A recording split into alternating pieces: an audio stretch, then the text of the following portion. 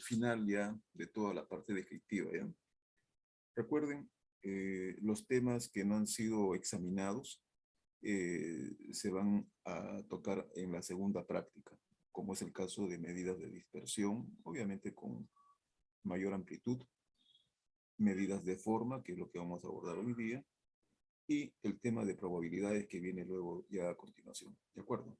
Esos temas son los que se, digamos, se examinan para la segunda práctica, ¿no? En el tema de las medidas de forma, hay dos indicadores muy importantes, ¿ya? Eh, la manera como nosotros, eh, diríamos, evaluamos un conjunto de datos o también en forma equivalente una distribución de frecuencias es observando su comportamiento. Recuerden que el primer vistazo se hace, por ejemplo, observando un gráfico o tabulando sus frecuencias, ¿correcto? Y más allá de eso, lo que uno hace es sintetizar, o sea, calcular indicadores. Como ya habíamos comentado en más de una oportunidad, eh, los indicadores no se analizan en forma excluyente, ¿no? O sea, no porque calculé un indicador, otro ya no tiene ninguna relevancia, todo lo contrario, ¿no? Hay que suministrarse de una serie de indicadores para tener una mejor visión, ¿de acuerdo? Siempre piensen en el sentido de que queremos obtener mayor información. Toca entonces que las distribuciones no siempre son simétricas como desearíamos para ciertos casos. Por ejemplo, para aquellos en los cuales se demanda mucho que la distribución sea simétrica para relacionarlo o ubicarlo dentro de lo que es el campo de la ley normal o distribución normal o campana de Gauss. Como ya habíamos dicho, prácticamente gran parte de la teoría estadística inferencial se apoya en que la distribución de la población sea normal. Se apoya también en que el comportamiento de ciertos estadísticos, como el caso de la media muestral, como variable aleatoria, también mucho mejor si se comporta como una ley normal. Entonces, hay una serie de requerimientos por ahí que demandan pues que la población o el estadístico tenga una distribución deseable como una distribución simétrica. Para esos casos, correcto, nosotros podemos hacer uso de estas medidas o valores numéricos de forma. Algunos llaman de deformación. No hay ningún problema en eso. ¿Ok? Si ustedes observan en la lámina, y esto lo hemos comentado, cuando uno resume los datos a partir de una tabla o a partir de un gráfico como el que es el que estamos observando, esos gráficos acusan cierto desnivel en la forma de la distribución. ¿Me explico? Hay distribuciones que por incidencia de valores extremos se distorsionan. Y ocurre entonces lo que nosotros llamamos el sesgo o la asimetría, desde un punto de vista horizontal, como si en uno de sus extremos hubiera una cola larga, para decirlo así. A veces las colas también no tienen que ser tan exageradas. Pueden haber colas ligeras y ya acusar también de formación. Entonces, ¿cómo poder catalogar si estamos frente a una distribución con un sesgo muy importante o con un sesgo, diríamos así, leve, mesurado, que podríamos tal vez seguir trabajando con él? Cuando uno compara, vean por favor la parte inferior, donde está señalado, cuando uno compara la moda, la mediana, la media aritmética, uno tiene una idea de cuál es la deformación que pueda acusar. Generalmente Esto es posible cuando la distribución es unimodal, cuando hay solamente una moda.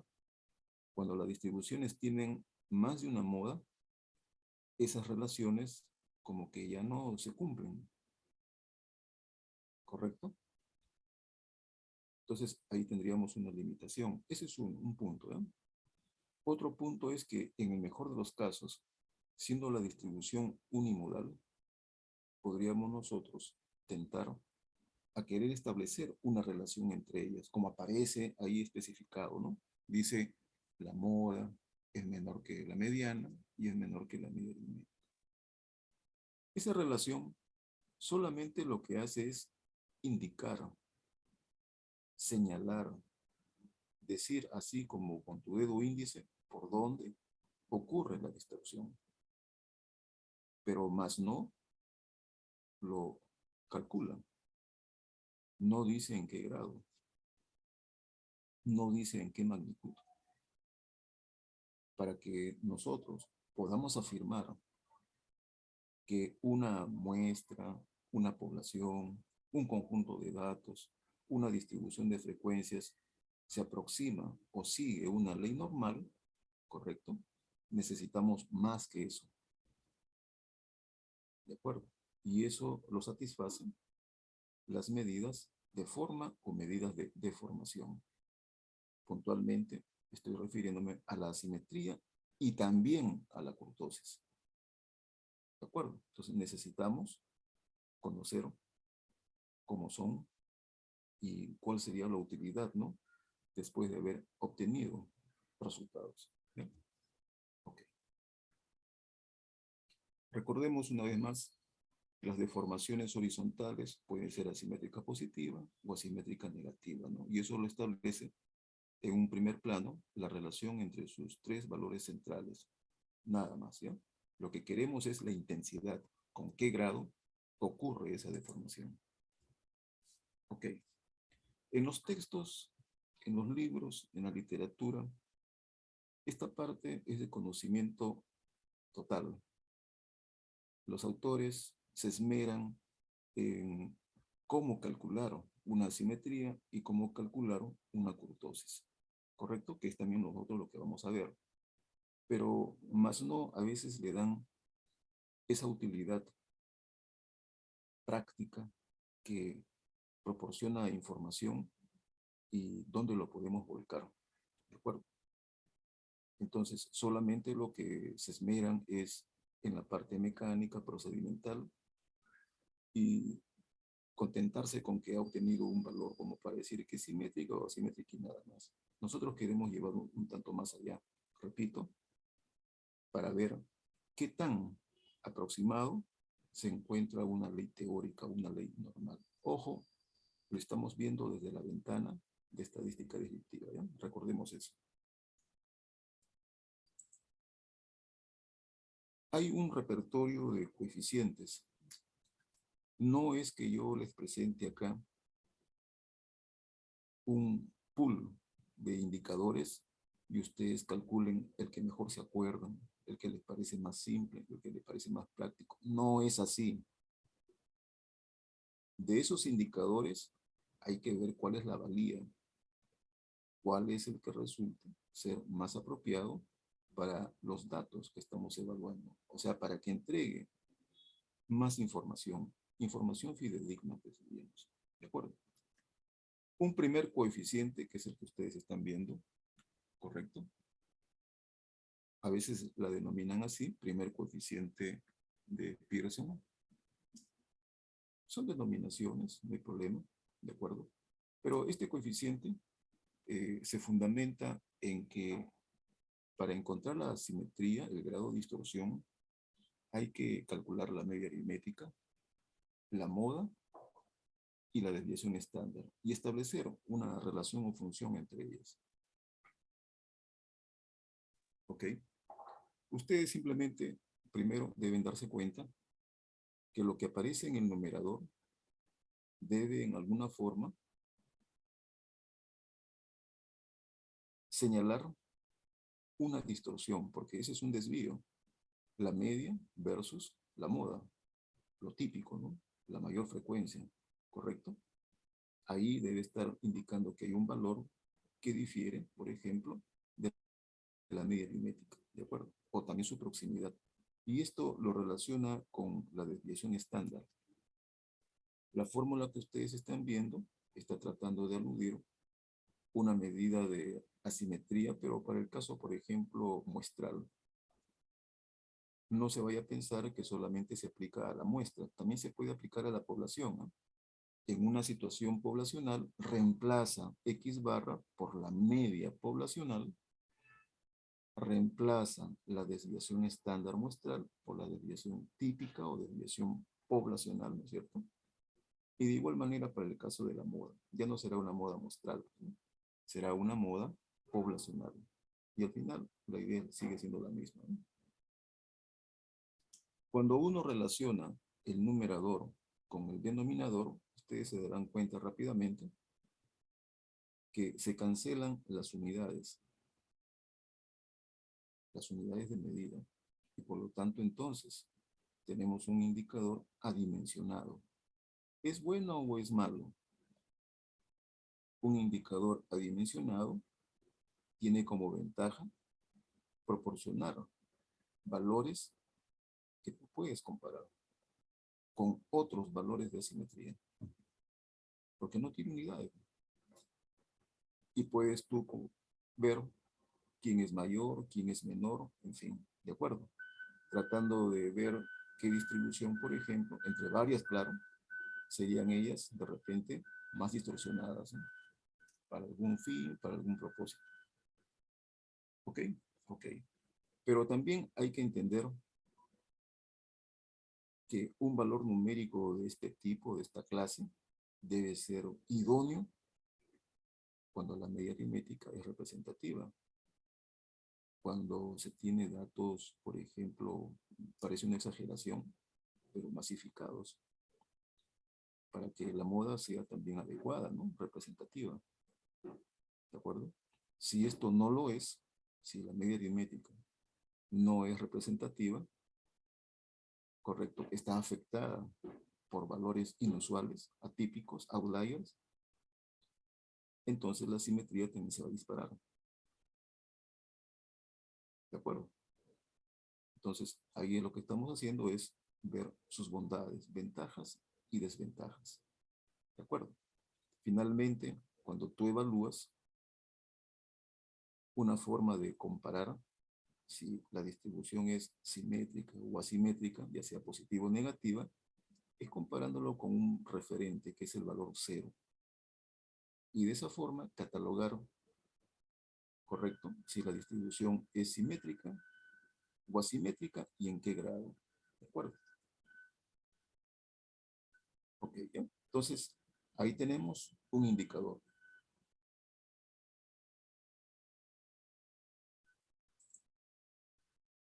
Otro indicador más, correcto, también bajo, diríamos así, el perfil de Pearson, es que ahora este valor numérico se apoya tanto en la media aritmética como en la desviación estándar, pero también en la mediana.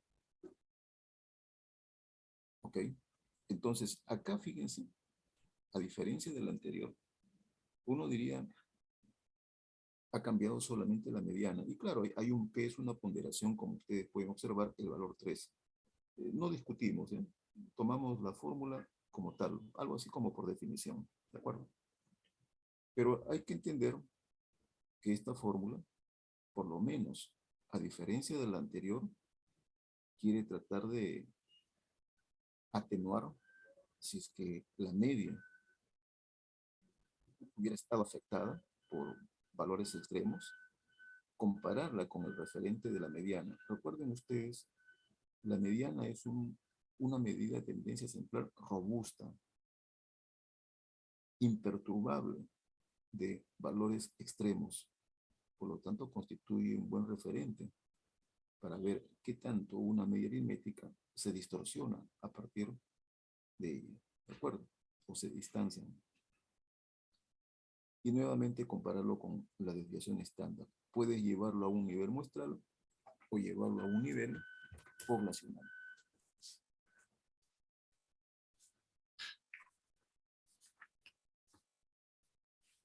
¿ok? Finalmente, comparas con el valor 0 y determinas si la distribución es simétrica o asimétrica. Ahí hay un punto pendiente, ¿ya?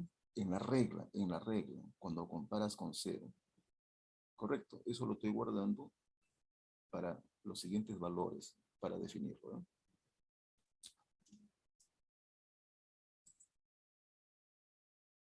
Un tercer valor numérico está basado solamente en medidas cuartílicas. Este valor numérico se basa en el cuartil 1, en el cuartil 2, que es la mediana, y en el cuartil 3. Si ustedes observan, todo el objetivo que tiene este valor numérico, a diferencia de los anteriores, recuerden que los anteriores, cuando uno mete la media aritmética, estás captando todos los datos, ¿eh? ¿Correcto? No se pierde nada.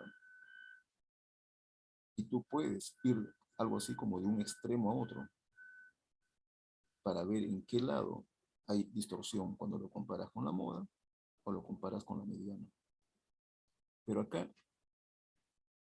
si ustedes observan, solamente se basa en medidas cuartílicas. Claro, una vez más aparece la mediana ahí, porque es el Q2 como medida robusta, pero lo compara solamente con el cuartil 1 y con el cuartil Q3D. ¿Qué cosa es lo que está analizando? Si ustedes observan la parte inferior de esa expresión, en la parte inferior aparece el rango intercuartílico.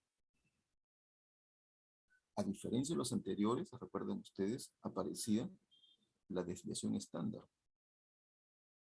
Y la desviación estándar, en los dos casos anteriores, mide la variabilidad de todo el conjunto de datos. Acá no.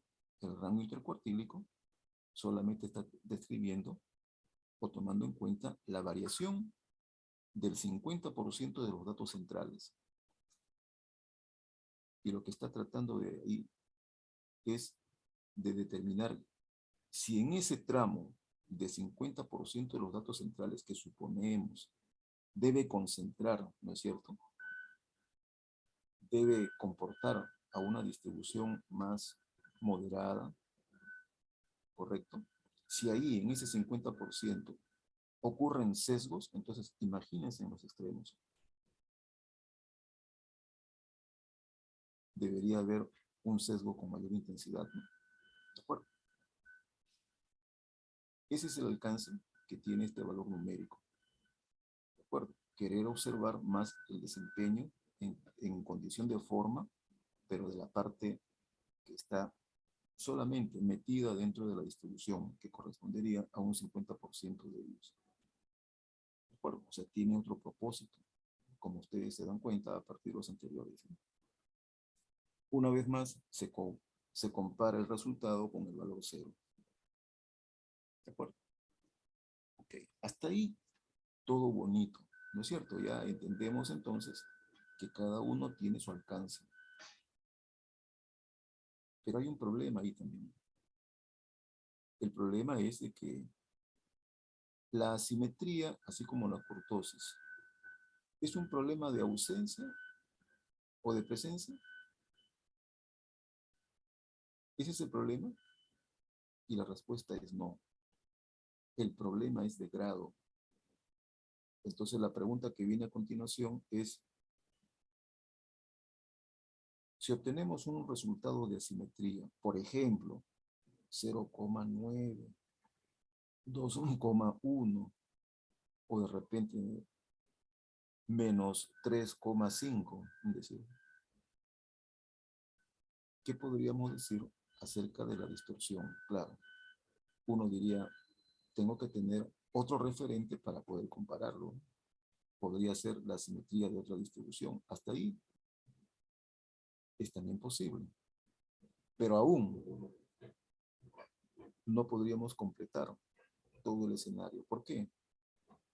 Porque solamente habrías comparado el grado de formación con una segunda distribución diciendo quién es más simétrica o asimétrica, pero en forma muy específica, no sabríamos si lo es o no lo es en nivel o grado. Entonces, ¿qué es lo que le falta a estos valores numéricos, para decirlo así? Un referente interno que diga hasta qué punto, para una sola distribución, la asimetría que hayamos encontrado realmente debe ser dramática o debe ser leve. ¿De acuerdo? Eso no significa que no valgan. Por favor, entiéndase eso. ¿Ya? Eso no significa que entonces no tienen relevancia. Tienen relevancia. Si ya se han dado cuenta y han oído, ya se le ha comentado entonces los alcances que tienen cada uno de esos valores numéricos. Para subsanar el referente interno, aparece otro valor numérico, ¿correcto? Es más elaborado. Este valor numérico se conoce como el coeficiente de asimetría de Fisher. Y si ustedes ven la formulita que se ofrece para datos muestrales, tabulados, ¿correcto? O clasificados en tablas de frecuencia, utiliza como insumo lo que se conoce como el momento muestral. ¿Qué cosa es un momento muestral? Acá.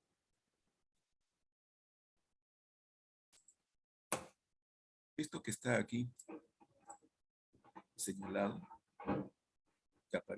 que parece una fórmula de varianza, pero no está elevado al cuadrado, está al cubo, ¿correcto? Se le conoce como un momento muestral. ¿Qué cosa es un momento?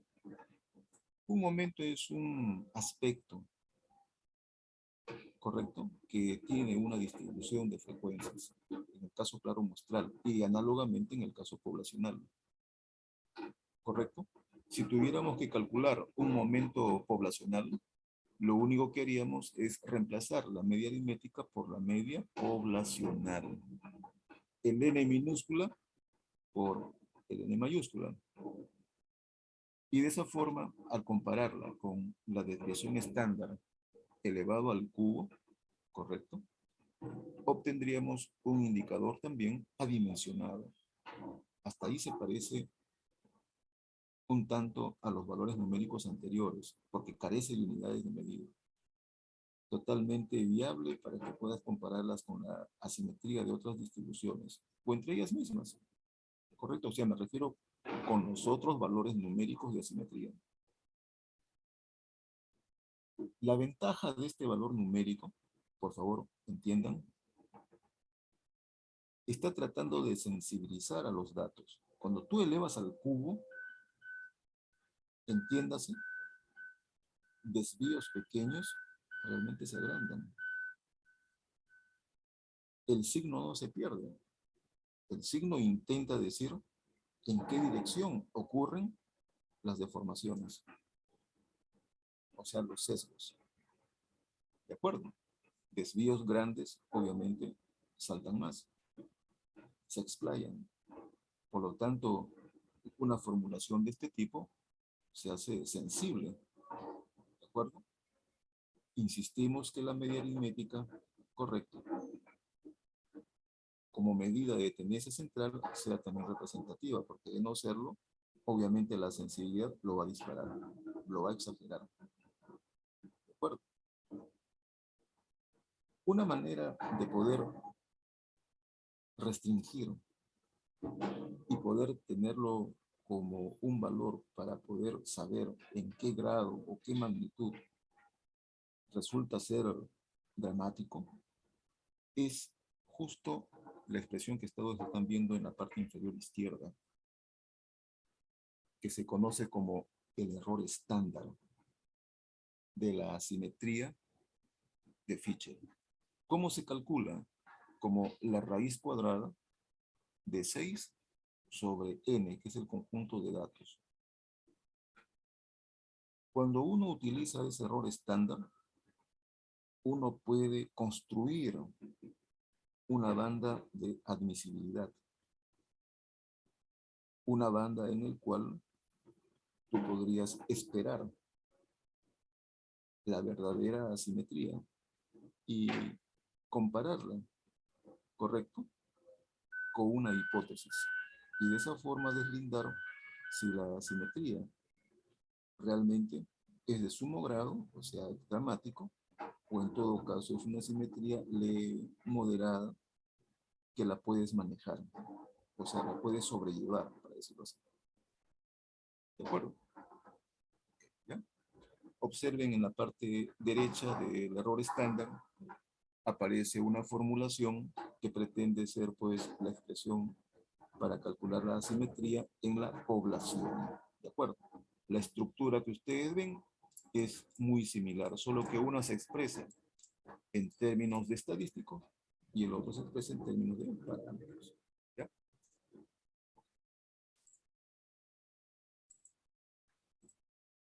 Acá.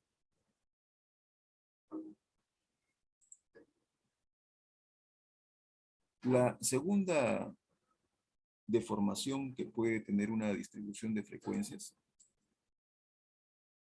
es en cuanto a su empinamiento o elevamiento. Por favor, observen las figuras que aparecen en la parte inferior de la lámina.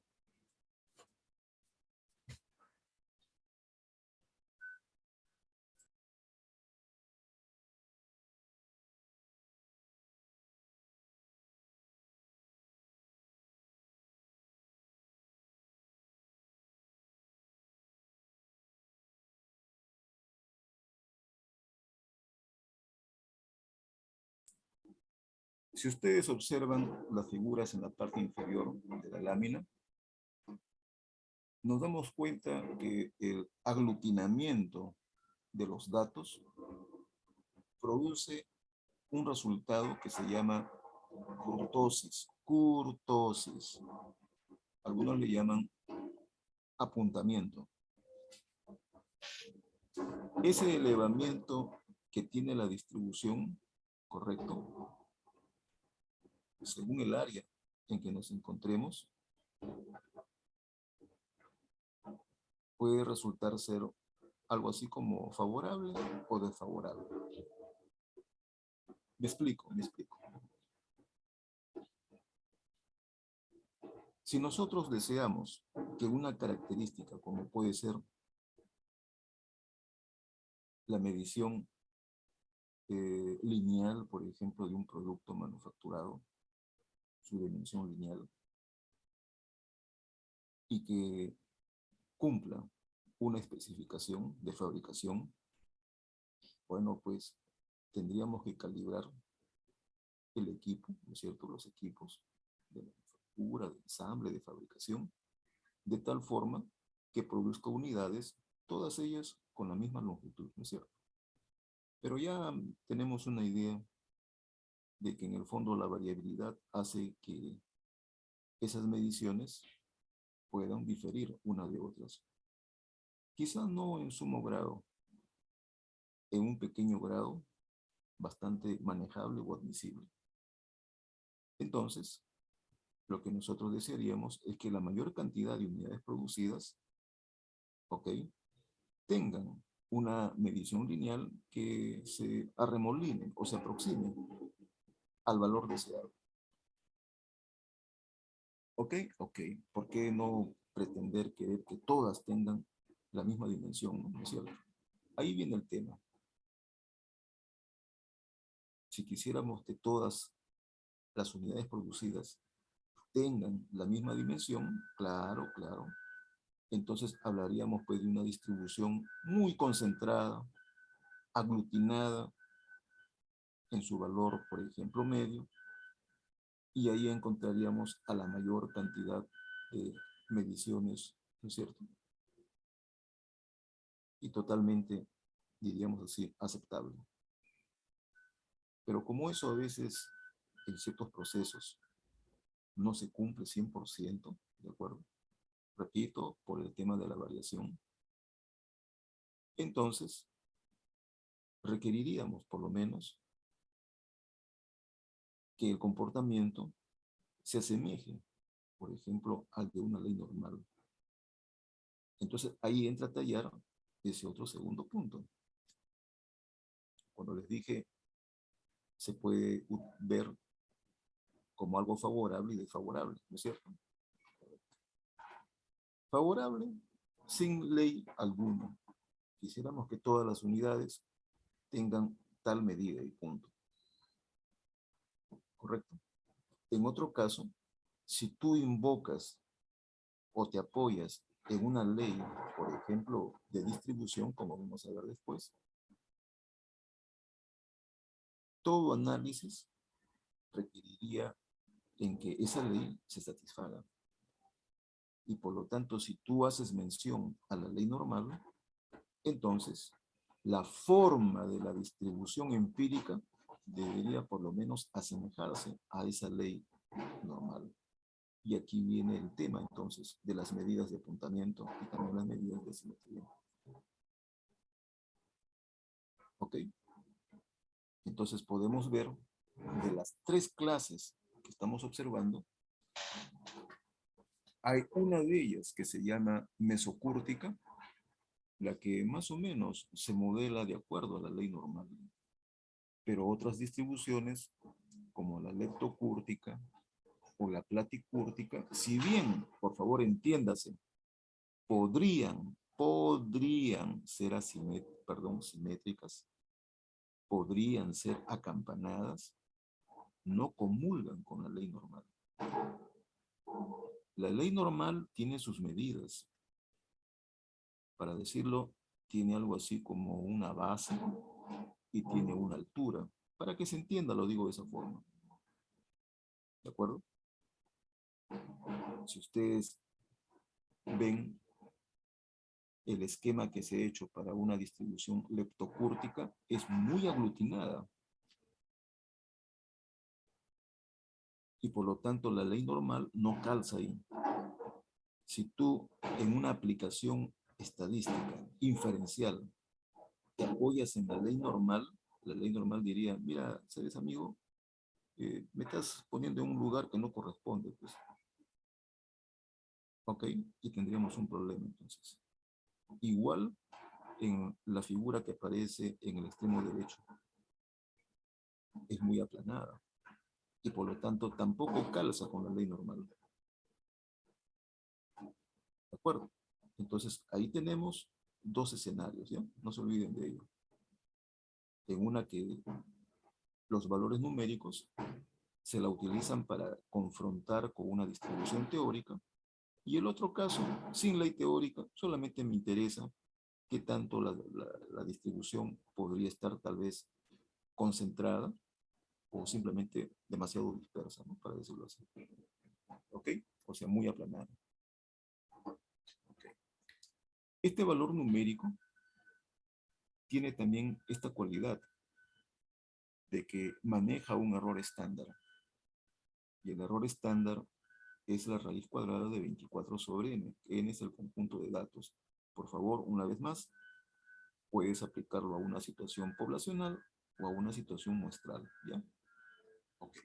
Ya sea para datos simples o también para datos clasificados. ¿Ok? Ok. Muy bien.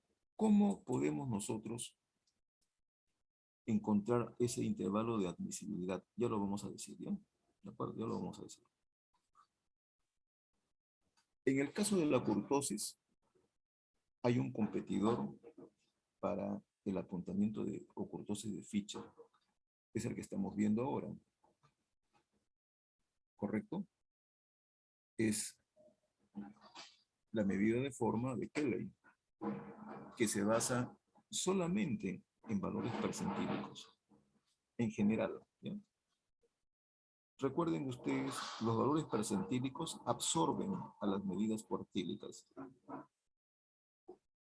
¿De acuerdo? Entonces vemos que la comparación que se hace en su función es tratar de comparar el 50% de la distribución de datos, ahí aparece por eso el rango intercuartílico en el numerador, y lo compara con el rango interpercentílico.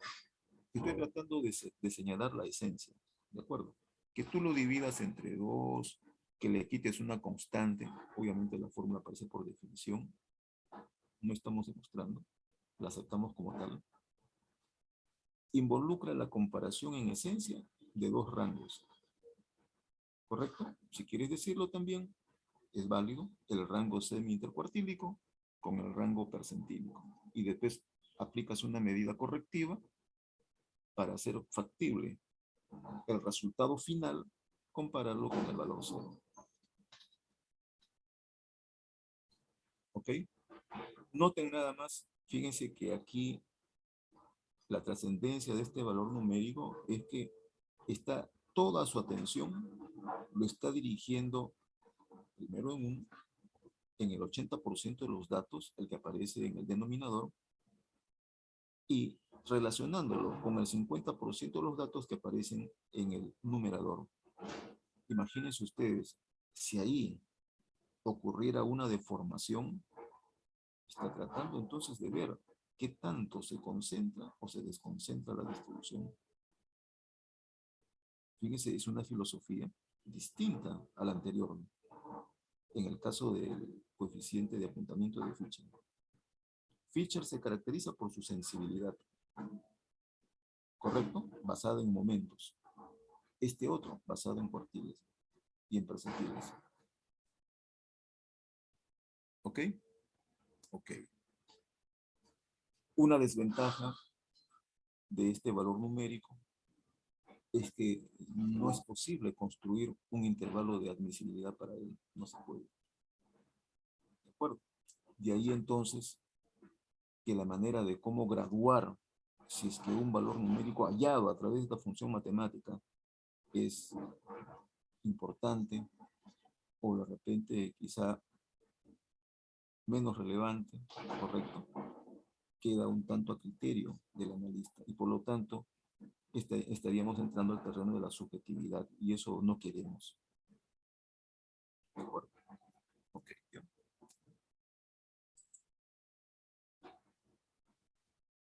Cuando ustedes, jóvenes, mañana más tarde, en su ejercicio profesional, hagan uso de un análisis estadístico, tal vez para alguna situación particular, seguramente que van a hacer uso de algunos programas del momento, ¿no? Que estén ahí, como se dice, a la mano. Programas estadísticos. Y la recomendación es la siguiente. Cuando apliquen algún software, me refiero a los programas estadísticos de los paquetes, no lo vayan a aplicar por aplicar nada más. Dense cuenta que así como cuando en mercadotecnia se ofrecen productos, ¿no es cierto? Como que un producto tiene sus cualidades, sus bondades frente a otros, ¿no? No siempre son los mismos, ¿no? Un producto a veces quiere diferenciarse de otro, ahí viene el tema de la diferenciación, poniéndole alguna cosa más que el producto competidor no lo puede hacer, ¿no? ¿No es cierto? Ok, hay que entender algo así semejante con los programas o software estadísticos, ¿eh? Cuando ellos también calculan, por ejemplo, como el que se cita, valores numéricos de asimetría, entonces hay algunos programas que se esmeran en encontrar valores numéricos, pero de los más robustos que sea posible. Lo digo en esa forma para más o menos entender que aplican valores numéricos multipropósito como para que el usuario, a veces no siendo muy conocedor del tema, pueda tener resultados que le resulten obviamente fiables. Por eso que ustedes ven en la lámina un valor de asimetría que a veces se denomina en el argot como G1 o de kurtosis como G2 totalmente modificados. Vamos a llamarle valores numéricos de asimetría y kurtosis, pero ponderados. Básicamente se apoyan en los valores numéricos de Fisher. Son más elaborados, diríamos así. El mensaje que quiero yo darles a entender es que cuando apliquen un software, por favor, vean el manual para ver qué fórmulas computacionalmente se están desarrollando, porque la estadística es muy amplia. Nosotros estamos viendo acá conceptos de valores de asimetría y kurtosis para señalar algunos de ellos, de los tantos que se puede ver, son los más básicos, son los elementales, ¿correcto? Ya en el camino vamos a ver que algunos otros valores numéricos se tienen que a veces mejorar en sus prestaciones para que sean más confiables. Entonces, ese es el comentario para esta parte. ¿De acuerdo? Tener siempre presente que hay indicadores menos y más elaborados y por lo tanto pueden diferir los resultados, ¿no? Tú puedes mañana más tarde calcular una simetría, así, el profe me enseñó así, ya listo. Calculas en el programa y te sale otro valor y después dices, ¿cómo? No sale. Entonces hay que darnos cuenta de este detalle, ¿ya? Okay. Aquí viene, por favor, entiendan, esto es una fija, jóvenes, tomen nota de ello nada más, suficiente con eso, tomen nota. Esta es una fija, ¿eh? Se conoce como intervalos de confianza del grado de deformación. Se lo hace tanto para la asimetría como para la kurtosis. Es bastante simple, es bien sencillo, pero tiene un poder de decisión enorme. ¿De acuerdo? ¿Qué cosa hay que hacer? Cuando calculemos la asimetría para un conjunto de datos, ya sea poblacional, muestral, en fin, ¿de acuerdo? Sobre todo aquí, la sensación es verlo a nivel muestral, ¿de acuerdo? ¿Por qué? ¿Por qué? Porque en datos poblacionales, cuando uno calcula la simetría y la kurtosis, recuerden, por favor, para datos poblacionales, los resultados que uno obtiene, uno debe entender que su desempeño es como parámetro. Es la verdad, es lo real. ¿Ok? Ok, ¿ya? Por lo tanto, entonces, lo real, lo verdadero, se la toma como tal. El problema es, claro, no saber qué tan grande puede resultar ser el problema o tan pequeño, ¿no? Ahí viene la limitación. ¿Ok? Ok. Para el caso muestral, puesto que solamente trabajamos con estimaciones, se hace necesario vaticinar el comportamiento de lo real, de lo verdadero. Vaticinar, o sea, estimar. ¿De acuerdo? Y de esa forma, entonces, poder tener un criterio que nos lleve de la estadística descriptiva, salga un paso más y poder entrar al terreno de lo que sería la inducción, ¿no es cierto? Entonces, fíjense, partimos de lo descriptivo y ahora estamos tratando de ir al campo de la inferencia. ¿De acuerdo? ¿Qué cosa es lo que hay que hacer? Una vez calculado la asimetría como G sub 1, ¿correcto? Aquí aparece G sub 1. Vamos a construir este intervalito poniendo más o menos 2 veces el error estándar de esa simetría. Repito, se basa en la simetría de Fisher. Y lo mismo hacemos con la kurtosis de Fisher.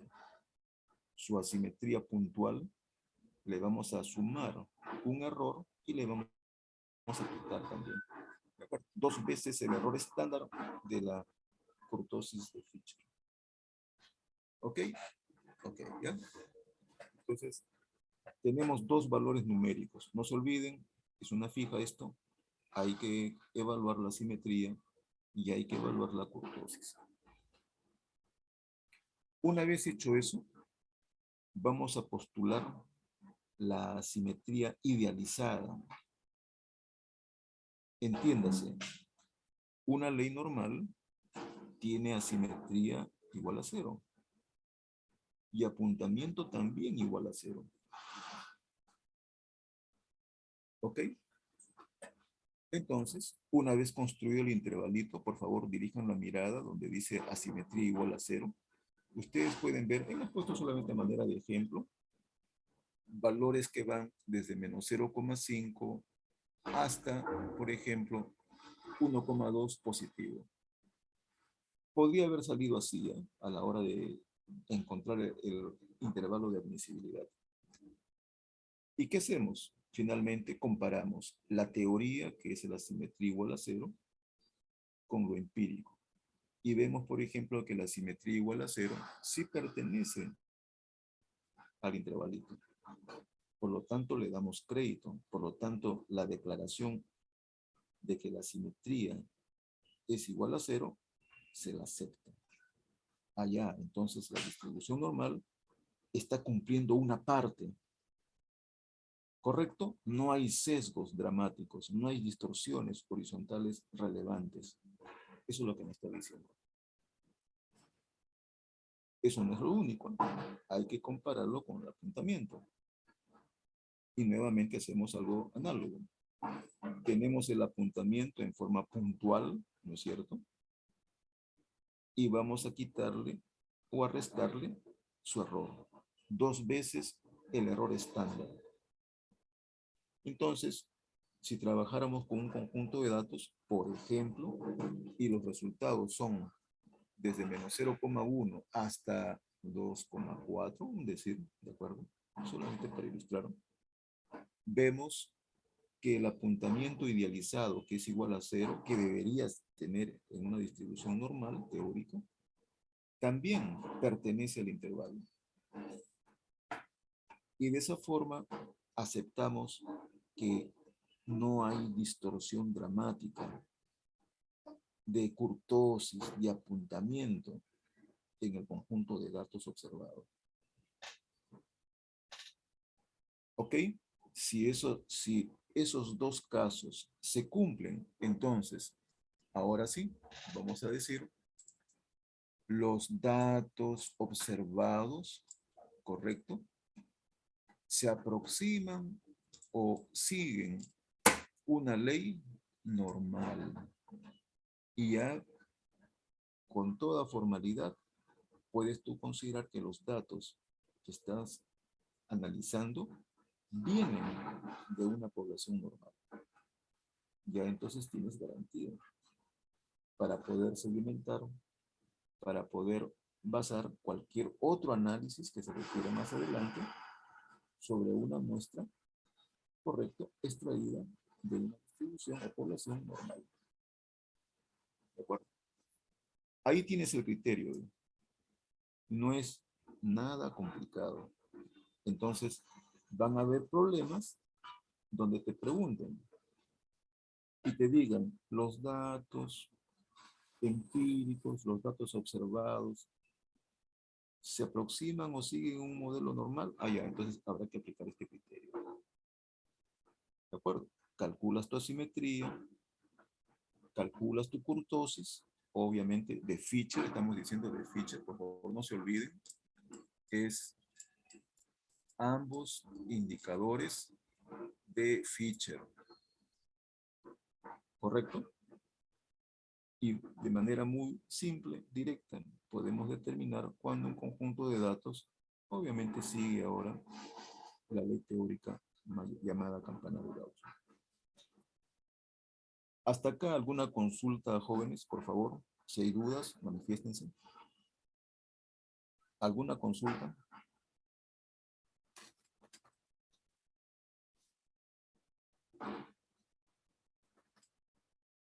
Zárate Vilches, ¿se encuentra? Sí, profesor. ¿Algún comentario que desea hacer, joven? El profesor, en la parte izquierda, en lo que está, lo que es igual a normal. ¿Cuál es la palabra de la izquierda, perdón? La parte izquierda, parte inferior. Sí, la que está de rojo. Ya. Ahí dice distribución normal. Ok, profesor. ¿Ok? Entonces, entiendan, jovencitos, este es un criterio muy interesante. Por lo menos, toda decisión acá está tratando, ¿no?, de apoyarse en la parte descriptiva y así, como de tangencialmente, hacerlo también desde el punto de vista de inducción, porque ese intervalito que estamos comentando ya pertenece al campo de la inferencia. Pero aquí lo estamos tratando algo así como de manejar como si fuera una situación descriptiva. ¿De acuerdo? Solamente con el propósito de poder saber con qué tipo de datos estamos lidiando. Si son datos que pueden comulgar con la ley normal, ¿correcto?, para un propósito dado, o simplemente no tienen nada que ver con él. ¿De acuerdo? Ok, ¿ya? No se olviden entonces, este es un criterio que tenemos que tenerlo a la mano. ¿De acuerdo? La pregunta es, ¿y los otros valores numéricos anteriores entonces, dónde quedan? Recuerden, los otros valores numéricos tienen alcances distintos. ¿Correcto? Para decirlo mejor así, ¿eh? El criterio de Fisher es bien interesante. ¿Interesante en qué sentido? En que tiene error estándar. Los otros valores numéricos no tienen errores estándar. ¿Ok? Entonces, con los valores numéricos de Fisher, uno puede construir intervalos como los que estamos viendo. Los anteriores no llegan a ese level. Pero ojo, los valores numéricos de Fisher son muy sensibles. ¿De acuerdo? Recuerden que ahí está metida la media aritmética. La media aritmética se distorsiona abismalmente. Claro, por lo tanto eso también va a afectar al valor numérico, ¿no? La va a distorsionar, queramos o no aceptarlo. ¿De acuerdo? Va a exagerar en lo que va a referirse a las distorsiones, a pesar de que podamos construir banditas o intervalos. ¿Se dan cuenta? En cambio, los otros valores numéricos, por ejemplo, cito al caso de los que utilizan medidas percentílicas o cuartílicas, tienen otro sentido, ¿no? Porque se concentran más observando si hay distorsión, no tanto en los extremos, sino en su parte central, para decirlo así. Por eso decía, si en la parte central de un conjunto de datos logra detectar distorsión, ya sea como asimetría o como curtosis, entonces, ¿qué podríamos pensar de los extremos? ¿No es cierto? Entonces, miren, tiene otra óptica. No es para aplicar indistintamente. Esto no es para aplicar, la fórmula que me acuerdo es esta, ¿no? La más fácil, no es eso. Es para ver en qué situación aplico un valor numérico que resulte ser adecuado. Generalmente, estos valores numéricos no se calculan bajo exclusión, o sea, calculo uno y el resto ya no. No. Me acompaño a veces de varios de ellos. O sea, para apoyar, por ejemplo, es una ilustración, ¿ya? No digo que sea siempre. Para apoyar a los valores numéricos de Fisher, que son discriminatorios porque manejan intervalitos, podríamos tal vez apoyarnos en un valor numérico, ya sea de asimetría o de kurtosis, basado en cuartiles, en percentiles. ¿Correcto? Y de esa forma estaríamos apoyando uno al otro y viceversa. O sea, habría más un reforzamiento de la información y también de mis conclusiones. ¿De acuerdo? Ok, ¿ya?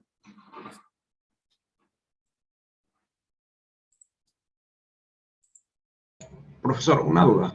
A ver, consulten, dígame. En caso de que los intervalos no incluyan al cero, pero de repente se queden un poco cerca, Ya, procedemos a calcular las otras medidas, ¿no es cierto? a ver. La pregunta es buena. Miren, jóvenes. Nosotros, nuestra forma de pensar es a veces graduando, ¿no? O sea, si sacamos una nota en 10,4, ya, bueno, redondeando es 10, ¿no? Si sacamos 10,6, redondeando es 11, ¿no? ¿No es cierto? Siempre nos fijamos en los bordes, ¿no es cierto? En los límites. Por ahora, aquí, ya, bueno, sería, desde ahora, mejor dicho, desde ahora, hay que pensar en forma así, muy tajante, muy vertical. Regla es regla, pues. Regla es regla. ¿Cuánto sacaste en tu promedio ponderado? Un decir, ¿no? Por ejemplo, ¿cuánto sacaste de promedio en tal curso? Saqué, profe, 9,9 y me jalaron con eso. Oye, ¿te jalaron con eso? Sí. Pero me faltó una décima, ¿no? El profe fue malo. No, pues, reglas son reglas. ¿Ok? Entonces, eso es lo que tenemos que aplicar acá. Si tú tienes un valor correcto, en donde, por ejemplo, la asimetría es cero y está muy cerca del valor, tú dices, no, está fuera, pero está cerquita casi de uno de sus extremos. Oye, pero ya salió, pues, está fuera. O también está dentro. ¿Correcto? Y esa debe ser la decisión. En forma Ok, profesor. muy vertical, ¿ya? Hay que ser aquí imparciales, hay que ser frío. Reglas son reglas. Así te salgas por una décima, por una centésima. Por eso es muy importante manejar las cifras decimales, ¿eh? No se olviden de eso. Miren, todo el panorama puede cambiar si tú eres muy ahorrador de cifras, ¿eh? La decisión puede cambiar, ¿eh? Por eso, sean prudentes y manejen una cantidad de cifras decimales que les ayude a discriminar. ¿Ya? Entiendan eso, ¿ya? Perfecto. ¿Alguna otra consulta? Rodríguez Huanca, ¿se encuentra? Sí, profesor. Ok. Le hago una pregunta, ¿verdad? Si tengo una distribución bimodal, dos modas, y quisiera hallar la asimetría o kurtosis, ¿qué indicador me recomendaría?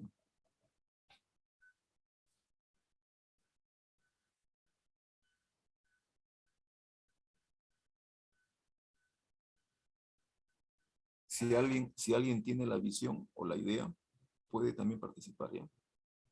Participen, jóvenes.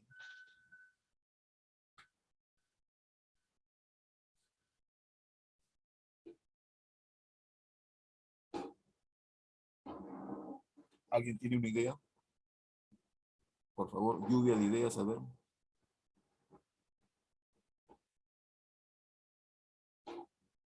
Ok. Primer mensaje. Todos estos valores numéricos de asimetría y kurtosis, ya lo hemos dicho también, ¿no? Son para distribuciones univariantes. ¿Qué significa univariante? Una sola moda. Entonces, la pregunta es, ¿y si tengo dos modas o de repente más? ¿Estos valores numéricos son confiables o no? Ahí viene el tema, pues. Le moviste el piso prácticamente a todos. ¿Ok? Por ejemplo, para descartar ya, por partes, valores numéricos, como el caso de la simetría, que se apoyan en la moda. Oye, pero si tienes dos, tres modas, ¿qué moda vas a poner ahí? Tú dirás, bueno, la moda más grande, la más importante, la más relevante, la principal. ¿Y las otras? Ah, ya. Ahí viene un cuestionamiento. ¿De acuerdo? Ok. El hecho de manejar distribuciones bimodales, trimodales o multimodales sí tiene mucho que ver. Porque recuerden, ¿no? Cuando se tiene dos modas, tres modas o más, estás mezclando papas con camotes. ¿Se dan cuenta? O sea que a todas luces, la presencia de 2 o 3 modas está diciendo, mira, tranquilo, ese conjunto de datos, para un mejor análisis, mejor sepáralo. Ya, puedes ver la globalidad, pero pasa mejor a este otro level. Trata de separarlos. Ahí están brillando 2 soles, 3 soles a la vez, para decirlo así. Y es mejor entonces desencadenarlos para un mejor análisis. ¿Correcto? Entonces, ¿qué es lo que va a pasar cuando uno calcula valores numéricos de forma? A veces lo siguiente. Tú no te percatas de eso. Tu distribución tiene 2 modas, tiene 3 modas, por ejemplo.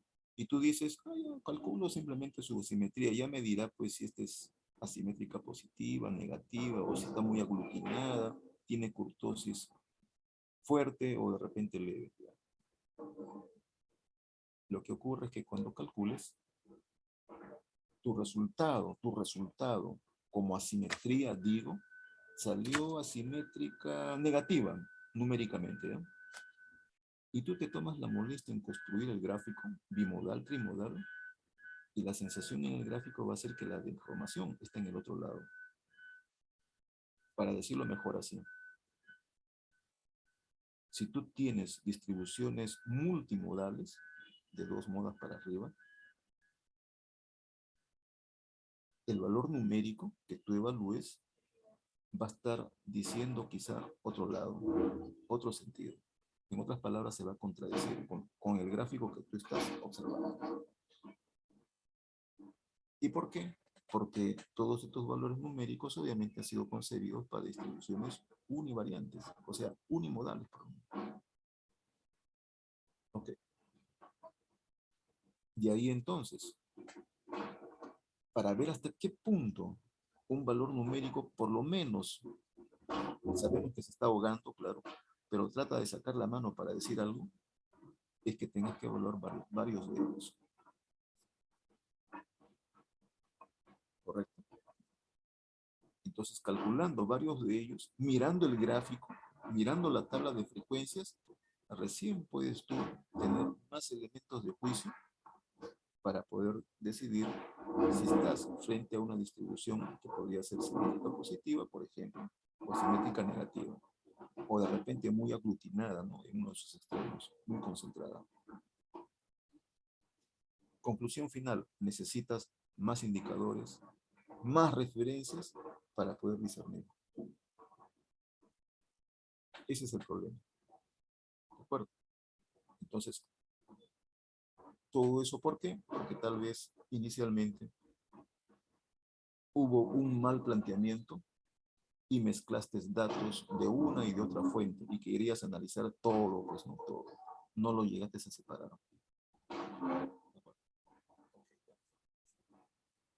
¿Alguna consulta adicional? ¿Todo bien? ¿Se entendió?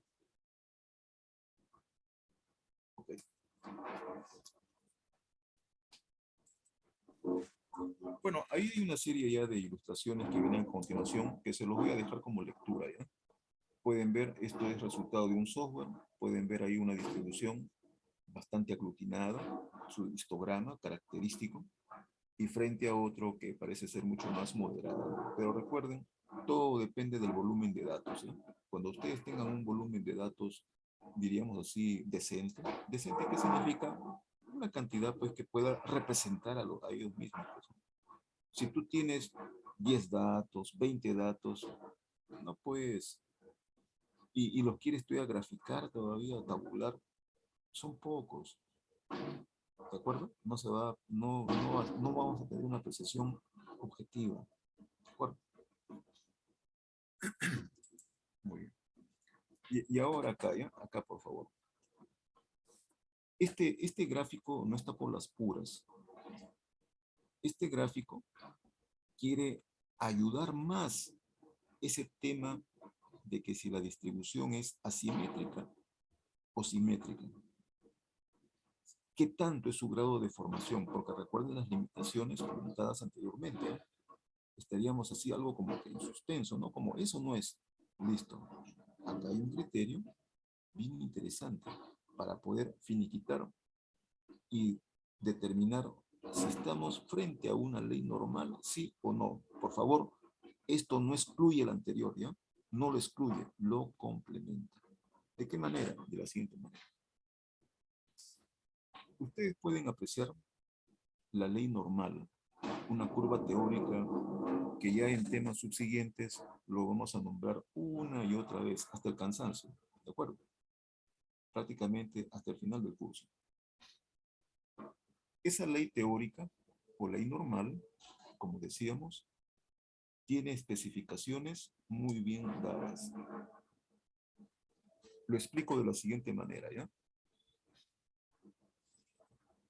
Primero voy a referirme, correcto, observando la ley teórica o ley poblacional también, la famosa campana de Gauss. Entonces, en su eje, aquí,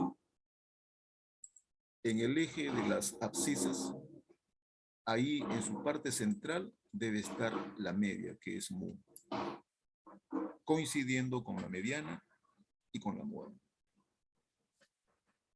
¿Correcto? Correcto. El comportamiento de la distribución es en forma equidistante, se torna simétrica.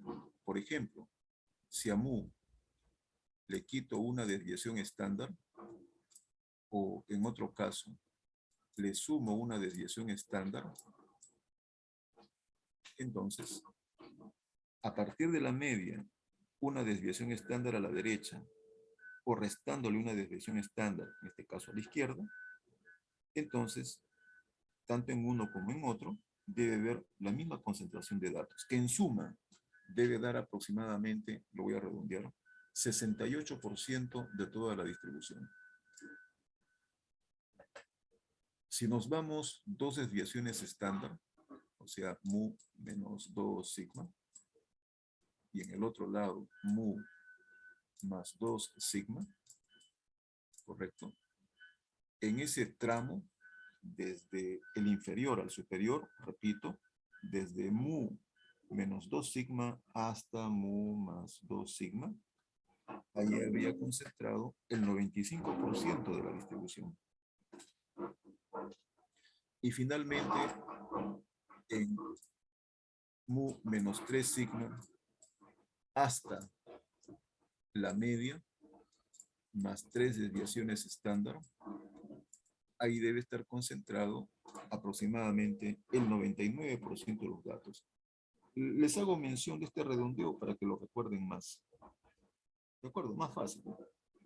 78, 95 y 99% aproximadamente. Ok, ok. ¿Ya? Entonces, ¿qué es lo que pasa con nuestras muestras? Quisiéramos saber si nuestras muestras, nuestra distribución muestral, ¿no es cierto? O nuestra distribución, nuestro conjunto de datos, sigue o se aproxima a un modelo normal. ¿Qué haríamos? Bueno, lo que tendríamos que hacer es hacer un esquema muy similar. Mu circunflejo sería pues la media muestral. Sigma circunflejo sería la desviación estándar muestral. ¿Ok? Entonces, observen esto. Lo estoy tratando de describir en términos de estimadores. Estimadores, ¿ya? Acá. Ahí está. Ahora son estadísticos. Es X barra, por ejemplo, menos 2 veces la desviación estándar muestral. Y la idea es la misma, ¿no? Si encontráramos para un conjunto de datos muestrales que entre una y otra desviación estándar hay 68%, o entre dos desviaciones estándar a la izquierda y dos desviaciones estándar a la derecha hay 95%, o en tres desviaciones estándar, tanto a la izquierda como para la derecha, se concentra el 99% aproximadamente, ese debería ser un elemento de juicio más a los anteriores que hemos comentado, que estamos lidiando con una distribución simétrica. O sea, aquí estamos tratando simplemente de hacer ver que estamos viendo la proporción de casos que ocurren en cada tramo. ¿De acuerdo? Y de esa forma estaríamos apoyando a los criterios anteriores. ¿Ok? Ok. Otra observación. La escala de las abscisas se puede transformar linealmente. ¿Y cómo? Basada en esta transformación. Voy a poner acá. Z es igual a X menos su media sobre su desviación estándar. Si fuera claro poblacional, si fuera muestral, no se olviden, es mu circunflejo y sigma circunflejo. ¿De acuerdo? Hace mención a lo que es X barra y en el denominador a S. Y en lugar de colocar mu más menos una desviación o más menos dos desviaciones o más menos tres desviaciones, se colocan solamente los valores enteros. 0, 1, 2, 3 hacia la derecha y menos 1, menos 2, menos 3 hacia la izquierda. Esa escala se llama escala estandarizada. ¿Correcto? Tiene ese tipo de transformación, también tiene ventajas que después ya vamos a comentar. ¿De acuerdo? Ok, ¿ya? Perfecto. Entonces, es muy importante que tomen nota de los porcentajes. Cuando una distribución de datos, por ejemplo, de tipo muestral, concentra tal cantidad de casos así en esos niveles, repito, 68, 95 y 99, entonces esto tiene que apoyar el hecho de que, no estoy diciendo que lo excluya, tiene que apoyar que tanto la simetría como el apuntamiento tengan que estar en el mismo canal, ¿no es cierto? Con una simetría igual a 0 y un apuntamiento igual a 0. Entonces, si ustedes han evaluado y han determinado, por ejemplo, con el coeficiente de apuntamiento y de simetría de Fisher, que se admite que estos valores coinciden o comulgan con una ley normal, entonces tiene que cumplirse estos porcentajes. Y eso lo tenemos que verificar. Recuerden que no estoy diciendo de que es equivalente, que ya tenemos que verificarlo, porque puede haber sorpresas, ¿no? Estoy hablando en términos de un conjunto de datos de la muestra. ¿De acuerdo? Ok, ¿ya? Listo. Y ahora, otro tips muy importante. Tomen nota, jóvenes. Es también una fija, una fija. Hay problemas que en su desarrollo, o sea, cuando ustedes comiencen a lidiar con la realidad, con la naturaleza, llámese procesos, por ejemplo, muchas veces vamos a obtener información parcial, que bueno fuera pues plena, ¿no? Que pueda yo sacar o tener todos los datos a la mano, pues en bandeja de plata, que bueno fuera, ¿no? Pero esos casos son poco probables. No ocurre siempre. Por lo general, tenemos datos parciales.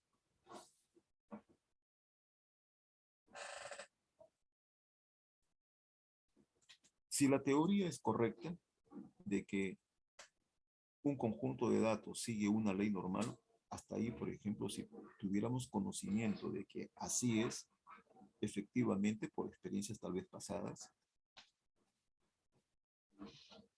correcto, por decir, conocemos el máximo y conocemos el mínimo de una distribución de datos, entonces es fácil que a partir de acá podamos encontrar su rango, el recorrido, ¿no es cierto? Eso es usualmente lo que va a ocurrir, lo que va a pasar cuando tengamos un conjunto de datos. Bueno, nos dan nuestros datos, al ojo podemos saber quién es el mayor y el menor valor y sacar su rango. Ok. Lo que pasa es que a veces en ese tipo de escenarios hay ciertos parámetros que no conocemos, porque una de dos, se perdieron o quedaron obsoletos y están en desuso. Usualmente los parámetros se quedan obsoletos, son válidos para un cierto momento y después ya se adopta otro valor. Correcto. Entonces, ¿qué hacer en esos casos, no? ¿Cómo podríamos nosotros por lo menos tener un parámetro que nos sirva de referencia? Pues, ¿no? No tanto el obsoleto, sino algo como que esté más acorde, ¿no? A lo que tenemos como información, como datos. ¿Ya? Si la ley teórica es admisible, es ahí donde uno puede invocar esto.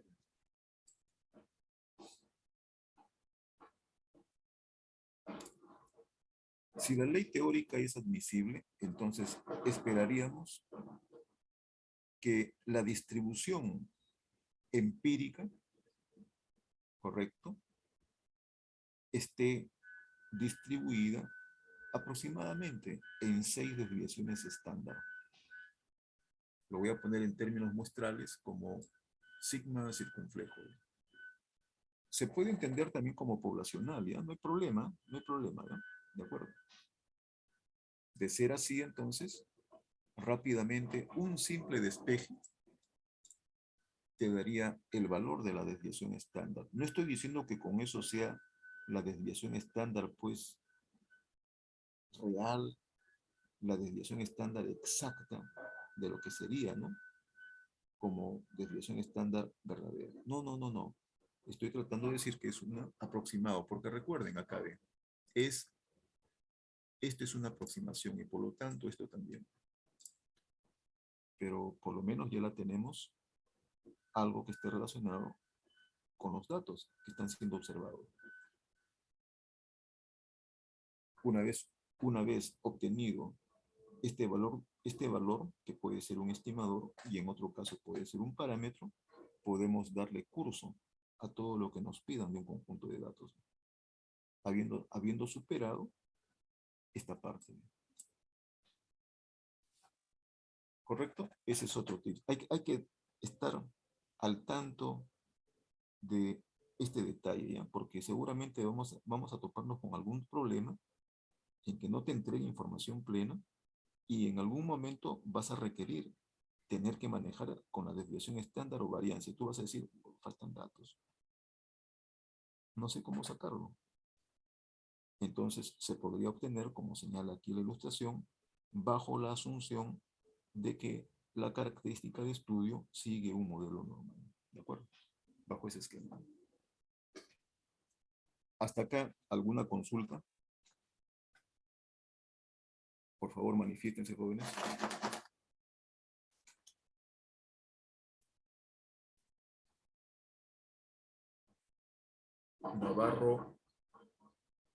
Navarro Inga, ¿se encuentra?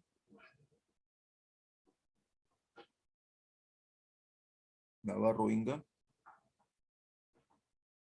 No está, se fue. Mejía Urbina. Sí, profesor, presente. ¿Sí? ¿Algún comentario que desee hacer? No, profesor. Ya, ¿se entendió? Sí, Ya, sí, profesor. ok.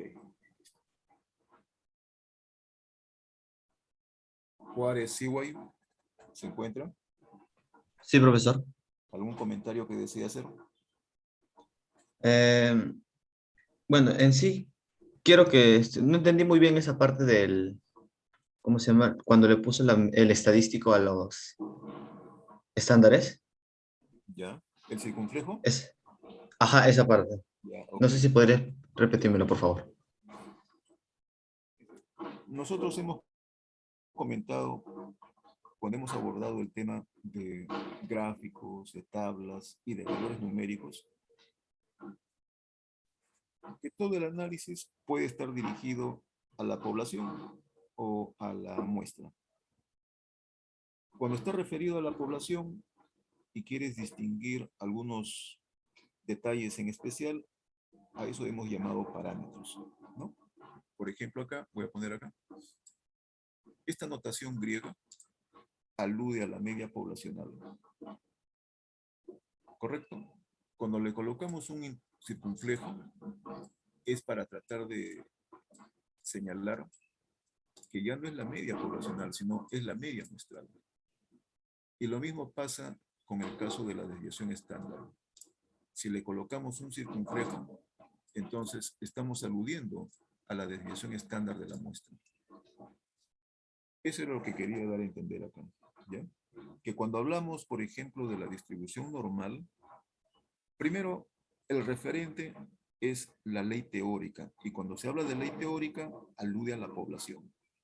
Por eso que habíamos puesto en el eje de las abscisas en azul, habíamos puesto primero, ¿no?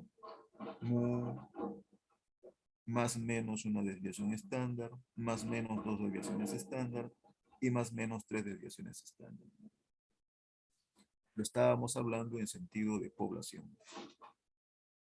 Que cómo debe tener la distribución teórica, ¿no? La cantidad de porcentajes en cada uno de sus tramos. Cuando se tiene una distribución empírica, voy a tratar de representarlo mejor así. La voy a poner acá mejor. A ver. Voy a poner acá así. Correcto, voy a poner acá así. Tratando de colocar más bien líneas, segmentos, segmentos, segmentos, segmentos, segmentos. Solamente para darnos una idea, que una distribución empírica no es una ley normal perfecta, pues, ¿no? Trata de más o menos describir una distribución que se puede parecer a una distribución simétrica o una campana de Gauss. Se puede parecer o puede distanciarse mucho de ella. Entonces, si esa distribución empírica quisiéramos ver si sigue un modelo normal, calza con una ley normal, entonces la idea sería determinar la cantidad de casos que hay en cada tramo, una vez más, de su media muestral en relación a las desviaciones estándar muestrales también. Más o menos una desviación estándar muestral, más o menos 2, y luego más o menos 3. Entonces, de esa forma, por favor, entiéndase, no estamos diciendo de que tendría que tener también 68%, 95% y 99%. Eso no va a pasar, ¿eh? Los valores van a estar pululando alrededor de ellos, pero por lo menos para que sea congruente, sea consistente con un análisis previo de asimetría y kurtosis como la de Fischer, entonces tendría que arrojar valores que estén muy cerca, ¿no? De esos valores idealizados. Repito, 68, 95 y 99%. Por lo tanto, entonces, un examen de ese tipo le estaría dando crédito al intervalo de admisibilidad. Y viceversa. No es para evaluarlo de manera excluyente, por favor. No vayan ustedes solamente a calcular si está alrededor de un 68%, 1,25, 1,29 y decir, ah, ya, sí, es normal. Todavía falta. Falta todavía. ¿De acuerdo? Ok, ¿ya? Listo. Hay otro punto acá también interesante, jóvenes. Esta es otra fija más. Por favor, tomen nota. ¿De acuerdo? Para que no pierdan su tiempo. ¿De acuerdo? Otro puntito más. ¿Logran ver ustedes la transformación donde dice Z es igual a X menos mu sobre sigma? ¿Lo ven? Puede ser mu circunflejo o sigma circunflejo. No hay problema, ¿no? ¿Ven la transformación? Por favor, confirmen. Sí, profesor. Ya, Profesor. ok. Una pregunta acá, ya más allá de que sea normal o no, eso ya es otro tema. Entonces, una pregunta acá es, ¿qué ventaja tiene esa transformación? ¿Cuál es la utilidad en términos de información? ¿Me sirve para algo eso? Y la respuesta es sí. Es muy interesante esa transformación. Me explico, ¿ya? Me explico. Voy a poner el caso que abunda y a veces lo ilustran en los textos.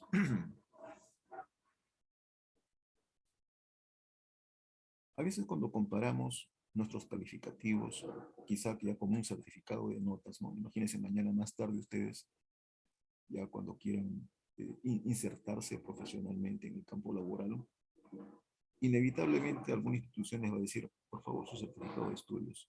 Vaya, caballero, no. Y así como tú vas a competir con otros que también van a presentar su certificado de estudios. Y ahí se verá, pues, ¿no? Estudiante de la uni, a ver, certificado de estudios. Pues, ¿cuánto fue su nota en estadística y probabilidades? 11. En estadística aplicada, 12. Solamente para comentar algunos. Bueno, a ver, estudiante de la Católica, Universidad de Lima, a ver, certificado de estudios. A ver, ¿cuánto sacó usted en estadística? 16. En estadística aplicada, 19. Y uno se pone a pensar, ¿no? Pues entonces todo, deben ser unos tigres, ¿no? ¿No es cierto? Deben saber al revés, al derecho, de repente hasta dictarán los cursos, por ahí. ¿Y cómo nos damos cuenta de eso? A la hora de resolver problemas, pues, de plantear. Y a veces se examinan así, ¿no? Se les expone una situación. A ver, usted, estudiante uni, a ver, ¿cómo podría usted enfrentar este problema? Usted también estudiante de Lima y de la Católica, a ver. Y lo que pasa es que a veces las competencias formadas, adquiridas, es lo que determina todo. Más allá de la nota. ¿Cómo podríamos entonces tener un indicador que diga quién tiene mejores habilidades, mejores destrezas, mejor competencia, ¿no? Frente a otro? La nota no refleja. Ya estamos diciendo entonces. Por más que de repente, en un caso, tenga una nota 20, de manera, repito, de manera absoluta, no lo estoy diciendo yo de manera relativa. De hecho, que hay algunos que tienen un buen calificativo y a veces demuestran lo que es. Eso es cierto. Pero no estoy tratando de decir que sea así siempre. ¿De acuerdo? A eso me refiero. ¿Eh? Habría entonces la necesidad de algún indicador que sea más objetivo, pues, ¿no? Y que sea comparable, como para decir, mira, este 11 que está por acá, frente a este 18, 19 que está por allá, y poderlo comparar en qué nivel se encuentra. Porque así de manera directa no se puede. Y la pregunta sería, ¿pero por qué? A ver, ideas jóvenes, ¿por qué no puedo comparar un 11 de un egresado UNI, ahora sí lo pongo en términos de egresado, con un 19 de un egresado de Lima, pues? ¿Por qué no se puede o no se puede comparar? Sería primero, ¿no? La primera cuestión. Respondan, jóvenes. Si no se puede comparar, ¿cuáles serían las razones? Algunas de ellas. La metodología de enseñanza, profesor, y los Ya, temas que se han tratado, ¿no? ya, ok. Vamos a tratar de ser un tanto uniforme, ¿ya? Pensemos que el contenido silábico sea el mismo. Los temas son los mismos. Un curso de estadística y probabilidades básico es casi lo mismo. Bueno, hay pequeñas diferencias, sí, pero en términos muy básicos, si lo llevamos a ese nivel, pareciera que eso no discrimina, ¿no? ¿Qué otras razones puede haber? Los ejercicios usados en las evaluaciones, profesor. Ya. Yo pregunto, ¿y puede ser también que la manera como se evalúa también influye? Sí, De repente las evaluaciones en uno y en otro no sean tan exigentes. Por lo menos le piden los conocimientos básicos. Y en otro te ponen pues un problema yuca, ¿no? ¿No es cierto? ¿Ok? O sea, te exigen más. Y eso puede cambiar la cosa, ¿no? ¿No es cierto? Fíjense, ¿no? Hay una serie de razones que hacen que calificativos de dos entidades no se puedan comparar de manera directa, porque cada uno tiene su propio mundo, su propio entorno. ¿Cómo hacer que ese entorno se disipe y podamos hablar de uno solo? Y ahí viene la transformación. Fíjense en este detalle nada más, jóvenes, ¿ya? Tú tienes un 11, un decir, ¿ya?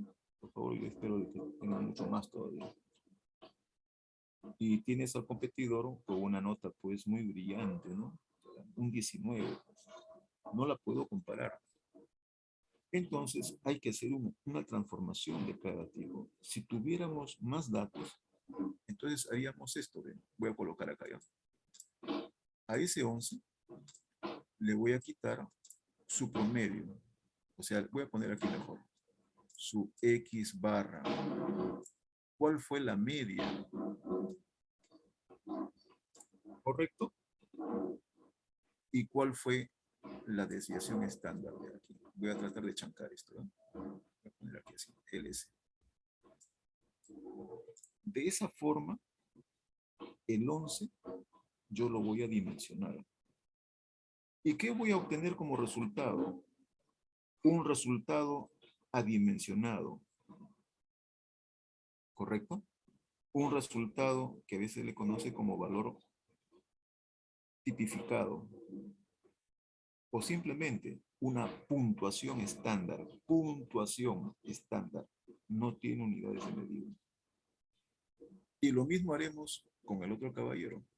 ¿Correcto? Aquí está su 19. Correcto. Y aquí le pondremos mejor X barra 2 y S2. El anterior pensemos que ha sido 1. ¿no? Y también lo tipificamos. Y a veces hay sorpresas. Voy a simplemente ilustrar, ¿ya? Supongamos que para este segundo caso, el externo, nosotros somos el primero por acá. Teníamos, claro, una nota baja, ¿no? Pero nuestro Z1, de acuerdo a la media, al valor que podríamos haber tenido acá, simplemente pongo como ilustración, vamos a poner acá, yo voy a poner un valorcito. Salió 0,4, por decir así. Y en el otro caso, correcto. Solamente estoy colocando valores nada más, ¿ya? Podrían haber sido en otro contexto también, ¿ya? Z salió 0,2.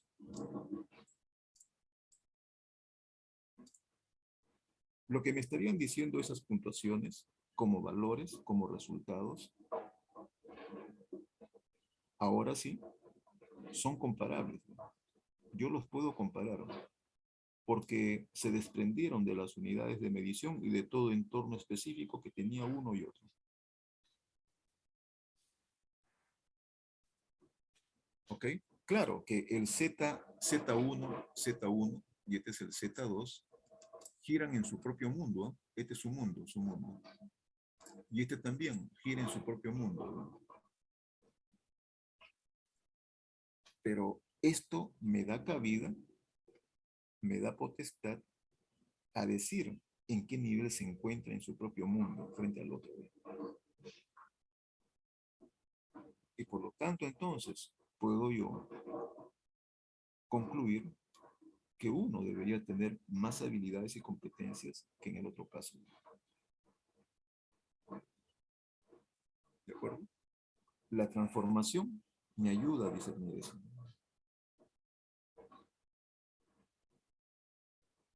¿Ok? Entonces, utilicen esto para desprenderse de toda unidad de medición o de factores propios que involucren a una característica dada y que a veces son ajenas a otra característica. ¿De acuerdo? Ok, ya. Esto tiene una ventaja, pero también tiene una desventaja, ¿me entienden? Todo bien en este mundo tiene su pro y tiene su contra. ¿Cuál sería la ventaja? Por un lado, bueno, ya lo hemos dicho, ¿cuál sería la desventaja? ¿No? Las transformaciones, voy a hablar así en general, ya, no solamente para ellas, sino en general. Las transformaciones tienen el problema de amilanar los detalles. Amilanar, ¿qué significa? Esta transformación es como si fuera una lija. Y cuando tú quieres evitar las asperezas, le metes lija, ¿no? A la superficie.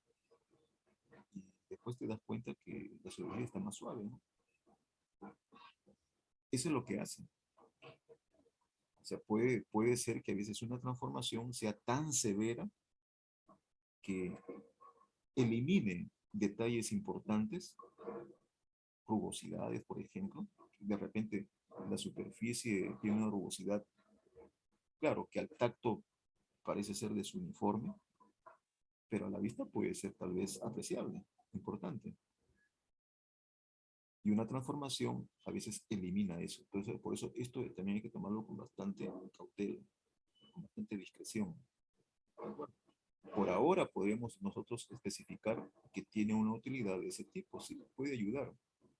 Pero hay que ver también hasta qué punto la transformación resulte ser adecuada, transformada.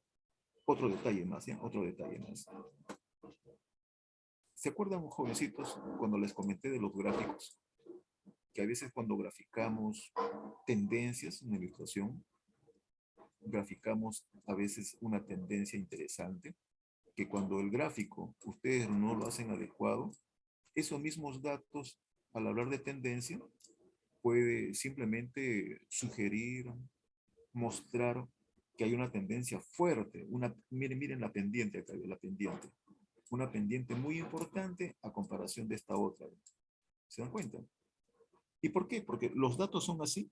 No, porque lo representaste de esa forma, pues. ¿Te das cuenta? Es un mal dibujo.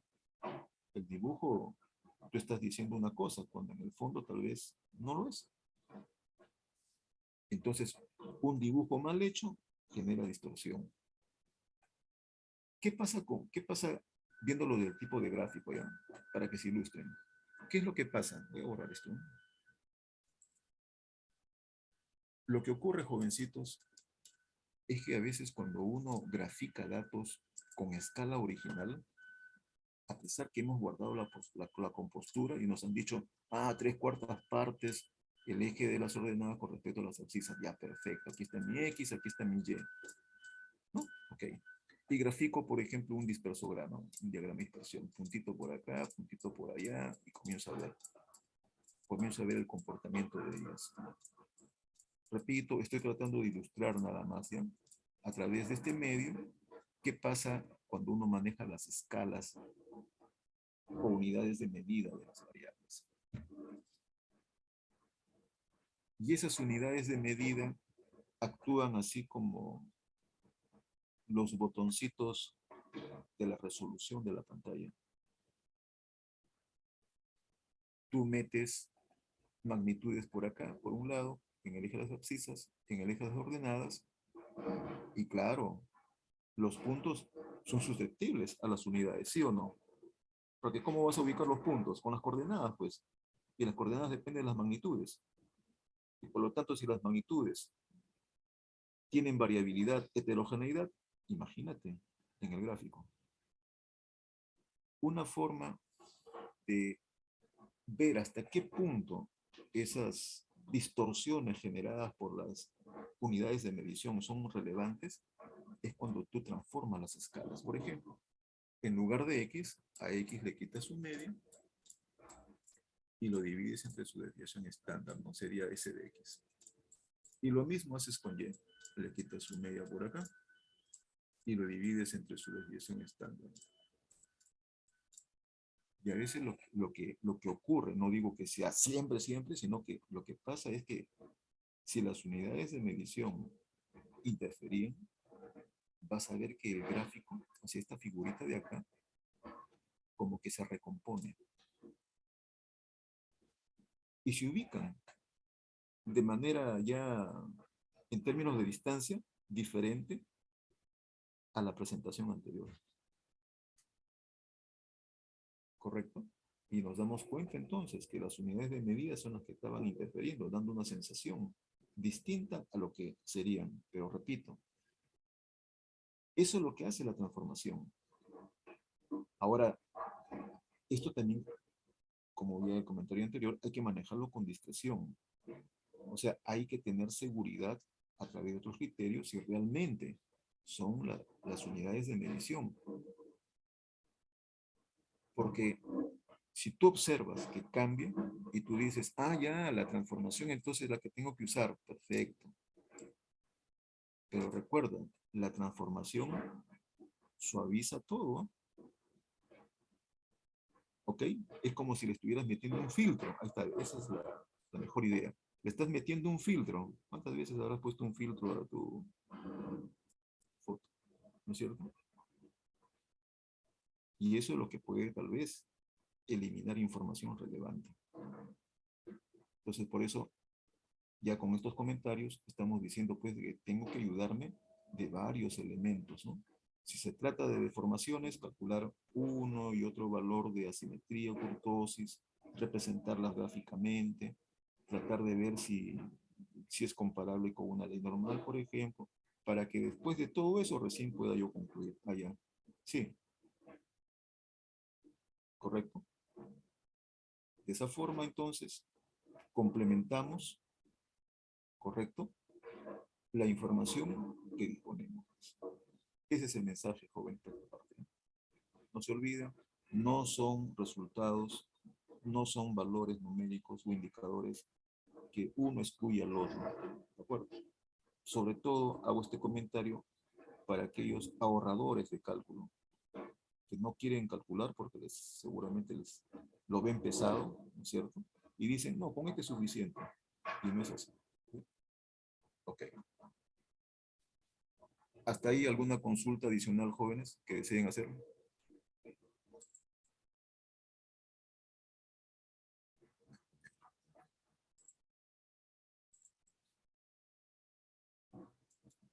Van a encontrar diversos problemas que giran alrededor de lo comentado, ¿ya? Por eso que les indiqué que tomaran nota, jóvenes, para que no estén distrayendo su tiempo leyendo a veces otros temas, ¿ya? O ejercitándose en otro tipo de problemas, que a veces lo hacemos solamente en la parte mecánica nomás. Muy bien. Finalmente, con esto cerramos.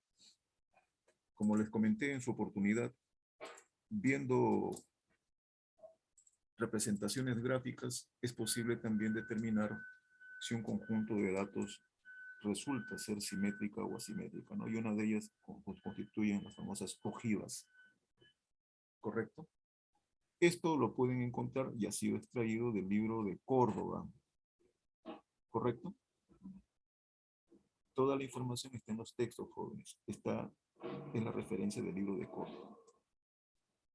Ahí pueden ver ustedes el comportamiento de la asimetría. Particularmente, lo que quiero destacar es esto de acá. Esta curva que ven aquí, lo voy a nuevamente a resaltar. Está aquí en la parte central. Esa es la curva típica de una distribución simétrica que conjuga con la ley normal. Así es el comportamiento. ¿De acuerdo? A partir de ahí, lo que uno podría tener son distribuciones asimétricas, como el que aparece en la parte superior, que está denotada como C, o el que aparece en la parte inferior, denotado como A. Ya saben ustedes que si la distribución, si la ojiva asciende abruptamente y luego leve o moderadamente, eso ya me está diciendo dónde ocurre la simetría, ¿no? ¿No es cierto? Y todo lo contrario. Si la ojiva asciende lentamente y después abruptamente, entonces también ya me está diciendo dónde ocurre la simetría, ¿no? ¿No es cierto? Ok, ¿ya? Muy bien. Y también el autor hace referencia a la kurtosis, el apuntamiento. La línea, por ejemplo, que ustedes ven, la diagonal, correcto, que va del extremo inferior al extremo superior derecho, correcto, es lo que se conoce como la simetría de una distribución o ley normal. ¿De acuerdo? Me refiero a la kurtosis o al apuntamiento, ¿eh? Cualquier otro comportamiento distinto estaría hablando de deformación, ya sea de aplanamiento o ya sea de aglutinamiento. ¿De acuerdo? Repito, esto está en el libro de Córdoba. son otras complementaciones acerca de la deformación que podríamos también nosotros añadir ya a los valores numéricos. Pero recuerden, si el problema pide cuantificar, calcular, ojo, los gráficos son complementarios, pero no determinan. Necesitamos el valor numérico. Las relaciones entre las medidas de deviación central tampoco alcanzan ese nivel. Necesitamos calcular asimetría y calcular kurtosis. No se olviden, son los dos elementos, ¿ya? Dos elementos. No es uno de ellos nada más. Okay. Listo, jóvenes. Ahí hay una serie de ilustraciones que ustedes ya pueden darlo como una lectura, ¿ya? Okay. Listo. ¿Alguna consulta adicional, jovencitos? Profesor, más que nada sobre otro tema, si se pudiese comentar.